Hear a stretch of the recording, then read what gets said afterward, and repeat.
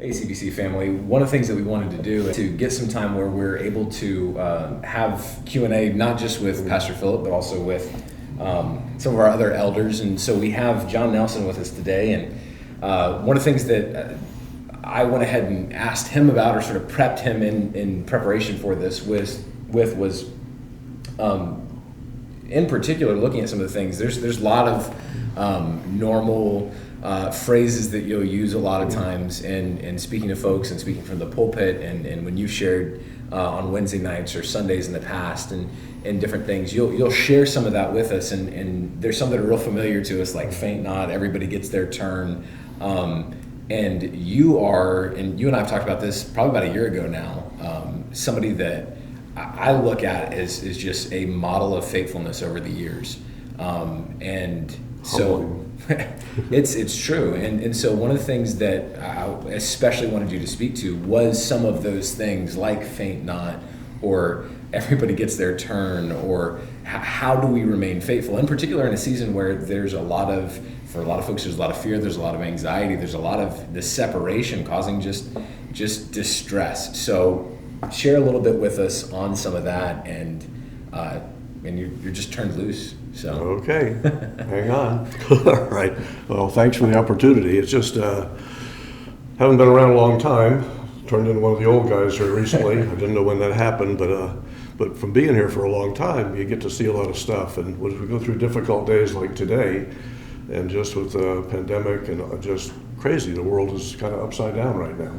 It's the whole world. It's not just our county or our country. It's everybody, and they're anxious. And the Bible very clearly tells us to be anxious for nothing. So as a Christian, I guess just because of my background, who I am, where I've been, and what I've done, I've got to walk in that time through a bunch of very difficult things. And been, whether it's deceitful, sinful, ugly things, or whether it's sickness or and health and good things. I've seen good people and bad people and just what all that goes along with that. And I learned a long time ago, I guess I don't consider myself one of the brightest bulbs in the box. So when I read the Bible, and I've been in this church for pushing 45 years now, and this church has always preached the Bible, and I try to accept it, I try to do it, I try to live it, I want to do what it says. And as I study, I guess a few verses have jumped out to me. One of them was Galatians chapter 6 and verse 9, where it talks about don't grow weary in well-doing. It says, for in due season you'll reap if you faint not. It says, don't be weary in well-doing. I'm thinking there's times in my life I've been really weary in well-doing. I've thought I was doing good, and in my own mind I think I'm doing fine, and all of a sudden I'm not. And when I read stuff like that, what I do, probably 30 years ago, I went through one of the very difficult times in my life, and for about a year and a half, it was just ugly. And I read the Bible every day, and like I think I've shared with you before, again, not being the brightest bulb in the box, I read it over and over again. So I stuck in Galatians. I started reading Proverbs every day, and I would read one chapter. If it was the 5th day of the month, I would read the 5th chapter of Proverbs. And I did that for probably a year. And just every time I read it, every month, it was new, and it was wonderful, and it was teaching, and it was encouraging, also very challenging. And I got stuck reading Galatians, and it was just it was good for me. And when I got to that verse where it said don't faint, I thought, man, there's days in my life I felt like fainting. So I didn't do it, and I kept just thinking about the lessons of life in my own life. It jumped on me to faint not. So I've shared that with people for years and years and years, and over again I read it, and I still hear it. It comes up all the time, and it's just something we can use whether we're in good times or bad times. It's not really a time where it's not appropriate to share with people. And man, you say that, you're not the brightest bulb in the chandelier, but, or the box or whatever, however you put it, but I got to disagree with you, because somebody who's sticking in the Word and somebody who's seeing that and putting it straight into application, man, that's what we need. Right. It's not maybe that deep, but it's what we need. Right. And so it's something super beneficial, and especially like you said, whether it's this time or some other, it's not complicated, but it's hard. It is difficult. I look at some people. I'll use one of our friends, and a lot of you folks know we're talking to church family today, and I'm sure there's a few other people watching, but Rudy is my little friend. She was a Hispanic lady, had just wouldn't make a peep, just very quiet. Yeah. Just a beautiful little girl, and kind of my age. And she got cancer, and she sat in the church for 15 or 20 years, maybe even longer than that. And nobody really knew who she was. A few people did. She was very quiet. She'd come in, she'd leave. And when she got cancer, I remember you'll like this story, I took our youth pastor, Philip, over there, and I had kind of taken him under my wing, and I was supposed to be teaching him and guiding him and doing all that stuff with him as he was coming up, leading our youth here. And I took him up over to Rudy's house, and we sat there with her, and she was in pain every day. She had issues with plumbing issues, throwing up issues. She had a horrible, horrible time. And I remember one day sitting there with Philip, and what do you say to someone that's going through that? Yeah. It's tough. And I brought Philip in there, and she looks at Philip. She actually grabbed him by his little fuzzy face, and she says, he has the face of an angel. And I'm thinking, you're delirious. That's where I come from. But anyway, she was talking, and we sat there, and I watched Philip grow watching her suffer. And we went out, and we were feeling sorry for her. And we said, oh man, poor Rudy, and we felt so bad for her. And as the years went on, we continued to visit her. And she says, don't feel sorry for me. She says, the Lord gave me this cancer. She said, I never would have had the opportunity to do what I do. And what she would do, she would go to the hospital. She said, that's my mission field. And she would go there, and she would tell me the faint not stuff, and to continue to do right. But she went there every day, well, not every day, but when she went, and she would pray with the doctor, she would pray with the nurse, she'd pray with the janitor, she'd pray with the clerk. They would come into her room. She'd always be there for quite a while. And they would see this little lady so sickly and just so much in pain. And they would give her different medicines. They did experimental things on her. And as I watched her, she never fainted. She did that for 13 or 14 years, and she's passed away now, most of you know that. And as I watched her life, I thought, man, what do I have to complain about? And as we look at the pandemic, and I know some of you are out of toilet paper, I know some of you might not have soap or whatever's in the house, we don't really have much to complain about. We really don't in our country. And I know there's some people truly sick. I know we've lost a lot of lives. I think also just in our own circle of friends here, talking to Bonnie not too long ago, and we've had these conversations before, since I've been here, and Bonnie too, pretty much, 250 plus people have we seen in the box on the front row. Yeah. Well, and I think too, like even the story you shared about Miss Rudy, there's a situation that there's a temptation we can sit and be like, well, that's somebody else. I'm not going to have that. And I think that brings us right to one of those other phases of, it's coming for all of us. Everybody gets their turn. That's the truth. And again, as I watched the 250 people that I've watched pass through these doors and now go on to eternity, we all get our turn. The Bible says at the point a man wants to die, then the judgment. And as I think about that, we're so upset, or we get anxious, and again, I understand that, but it says that we have to live for the kingdom. We're living kingdomly. And as we live for the kingdom, we live for the Lord because of what God has done for us as a Christian. Everybody can't say that. When they talk about, yea, though I walk through the valley of the shadow of death, I will fear no evil. That's not for the whole world. You hear they say that at funerals for the sports stars and the movie stars, and they need to fear evil. Because if they don't know the Lord, they need to fear. Yeah. But for the Christian, for you and I, we've got nothing to fear. Death says, where's your sting? We have victory over death. Jesus did that for us. As we look at the kind of the first day of the rest of our life, that's another thing we have, and this is it. And what are you going to do with it? We need to be supporting people, loving people, caring for people, going out of our way and again, safely, and if you need to wear a mask, we probably should have a mask on, but you're not sick, are you? No. Oh, good, I'm not either. We're not keeping that proper distance. Not quite enough, but it's, every day, we need to pray that the Lord gives us opportunities to serve people. And I think in Ecclesiastes in chapter 3, it talks about that it basically says we all get our turn, but it says there's a time for this, there's a time for that, there's a time for this, a season for this, a season for that, and it's true. And we live in a sin-sick world.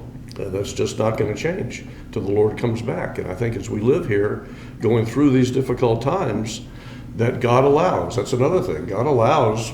The pandemic didn't surprise him. Yeah. He didn't go, oh my goodness, what's going on down there in Stuart, Florida? Yeah. There was a couple of people sick. And again, not making light of it, but God knows. And as a Christian, we can use this opportunity to shine our little light. We really can. I think in Titus, I wrote down a couple of notes here. Yeah. It says the Lord's faithful and he'll strengthen you. And he's going to strengthen you because you're going to have trials. He doesn't just tell us when we come to know him that everything's going to be peachy and all roses, and it's not. He says we're going to walk through trials, we're going to walk through persecution until he comes back. And that's our life now. And that's because of a sin-sick world. And I think that as we look at that, we're made for the kingdom life. And for us to be afraid of either catching the virus or getting sick or a heart attack or a stroke or whatever, that's part of this life. We all get our turn. Yeah. And I can picture myself going down, I laugh at myself when I do this. I'm in the hospital, I'm laying on the gurney. We've all been there. And if you haven't, you'll get your turn. And you're rolling down, they get the lights above you, and you're looking up, and I laugh at myself. I think, well, this is my turn, and we don't like our turn. But how are we going to use our turn to help the Lord and to show people and point people and care one for another? So I look at that, and that's just, we need to serve the Lord. Yeah. So I think the other thing I've got is we need to learn how to be content. And I know the Apostle Paul in Philippians chapter 4 talked about it. And again, he's in jail. Wasn't a nice jail. Wasn't Martin County's finest. It was a tough one. And been beaten with rods, been stoned, been shipwrecked, all the things that Paul had gone through. And he says, I know how to be content and happy with what I have. And he says, I know, and I've had plenty of stuff. And I've lived a life. I've been a very respectable citizen, and people honored me. And he says, now most people hate me because I stand up for Jesus, and now I'm in jail. He says, I'm content. I'm content to be here. I'm being used for God. I think of the 5 missionaries in Ecuador that were killed. And they're kind of like Rudy. Rudy is known all over Martin County and around a bunch of places now because of her testimony, because of her cancer. Those 5 guys would have been very low key. Again, they were doing tremendous work with a very small group of people. Yeah. They never would have, everybody knows them. Anybody that's a Christian knows who they are. And the Lord used that in their life to point people to him, to show faithfulness, to show the not fainting in well-doing. And how the Lord honored that. And for them, they wouldn't trade. Where they are now, they're glad they did what they did. Absolutely. They took them spears willingly. And I'm thinking, we look at that and we're a little intimidated by that, obviously. But if the time came, we're here to serve the Lord and serve his kingdom. So I just, when it talks about being anxious for nothing, and it talks about we have the peace of God that passes all understanding. And just for you and I, are you anxious? And again, we're a little nervous. But what are you doing about it? It doesn't say be dumb. We need to be guarded. We need to do the right things. But we also need to share. We need to love. We need to meet our neighbors. We need to do what we can and take care of our church members. And again, we've shared before, if God needs, give us a call. We're here to help in any way that we can. But it's an opportunity that the Lord gives. And these times when people are down and during trials, people tend to look up. When everything's just going great, we get lazy really quickly. So I would encourage you, don't get lazy.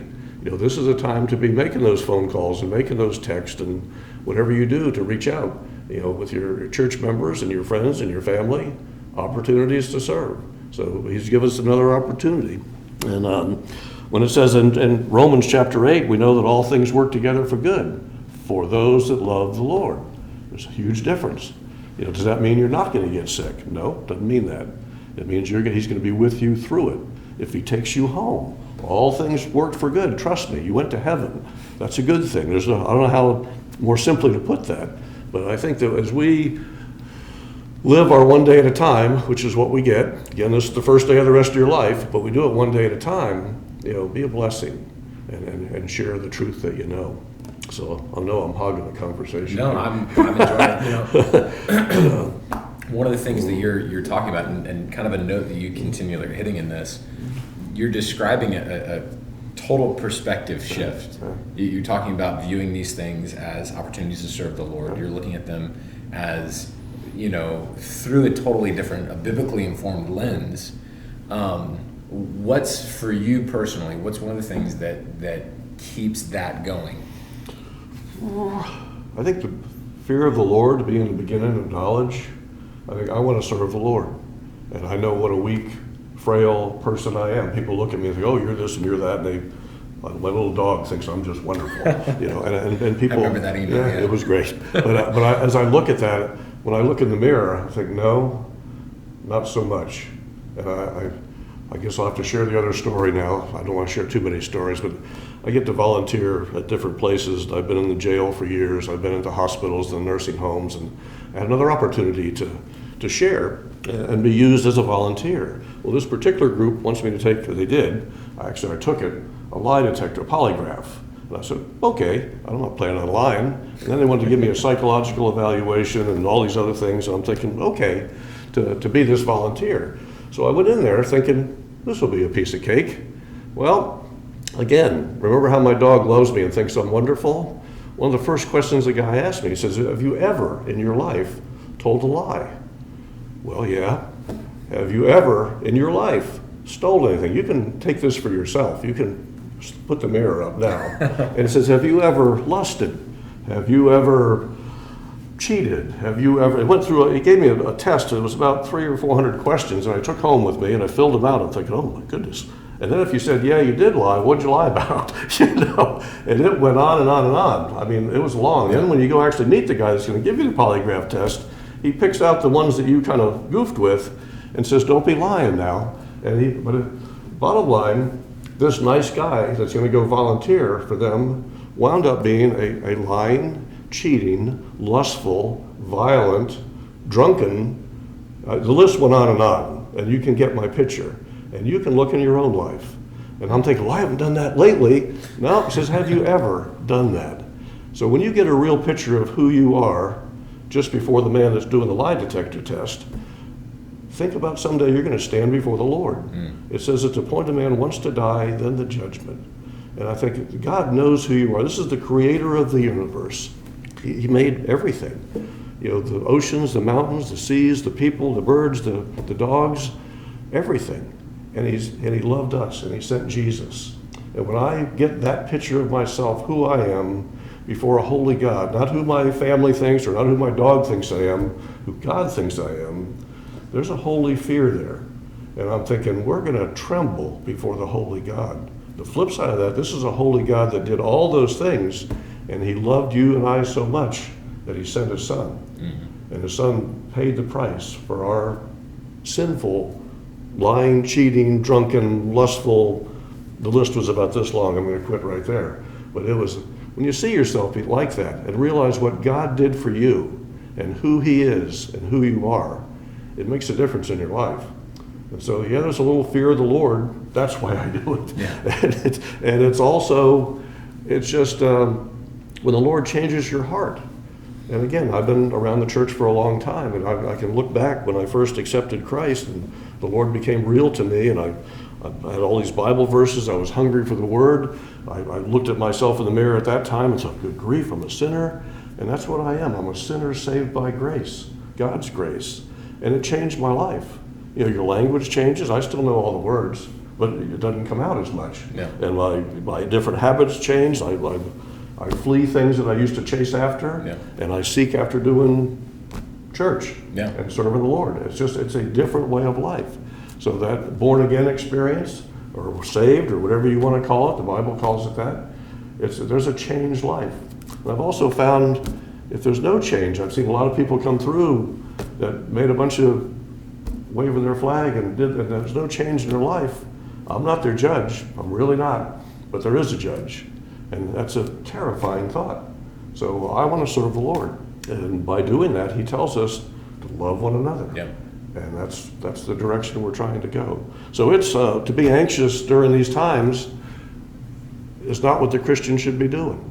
And again, I'm not saying you be dumb about it, but we should be using it for an opportunity to love and to share and to carry one for another. So you have plenty of opportunities. We've got a few hundred people just right here, and you got your family, your neighbors, your in-laws and outlaws and ex-laws, and all the people that you have. We need to be serving the Lord and not fainting in well-doing. Yeah, and that's one of the things for you specifically that when I consider, again, your example, and I think about the many ways that you serve in the church, one of the biggest ones that stands out to me is your compassion for our saints that are at home, that are in nursing homes, that are not able to get out, those that are struggling with illness and different things like that.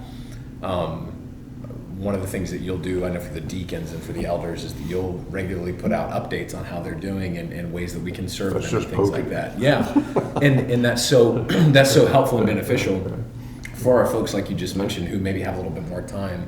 How can they get a hold of some of that, or what are some ways that they can concretely find out from you, hey, I am at home, I do have some of this time, how can I now get plugged in to serving, writing cards, whatever that might look like? What are some ways that they can do that? Well, fortunately for you and me, we have a church that does that. And again, they've done it for a long time. We're getting better at it. We're not perfect at it. And a few people do fall through the crack. But we've got nursing home folks. We've got assisted living folks. We've got plain old sick folks. We've got people going through cancer. Right now, we've got some people with loss of jobs. Yep. I don't think we have anybody with the flu right now No, that I know of.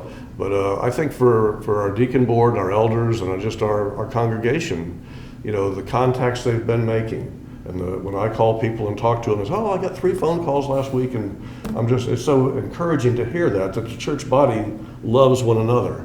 And again, that's what we're called to do.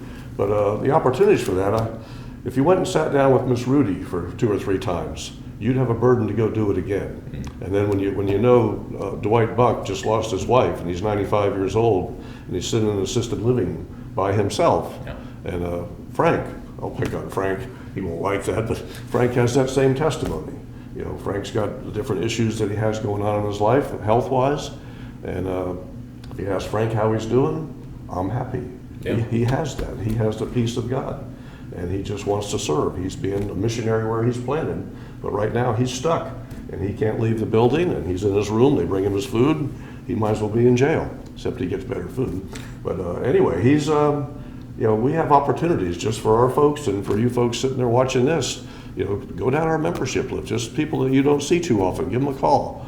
There's a couple of people I can think of right now that I haven't been able to contact them, so we're concerned about them, and we're trying to see if other people have contacted them. They might be out of town. But it's just, there's lots of ways. We have they can call you, they can call Pastor, they can call Bonnie, they can call me, or any of the deacons or the elders, and we'll tell you some people to go see. But you have your own circle of friends, and reach out to that a little bit. Don't just always talk to your fishing buddy. Reach out and talk to some other folks, and just, how you doing? What's going on? How can I help you? And you'll be amazed. Once you start doing that, it's addicting. And again, there's times that we need help, and there's times you can be the help.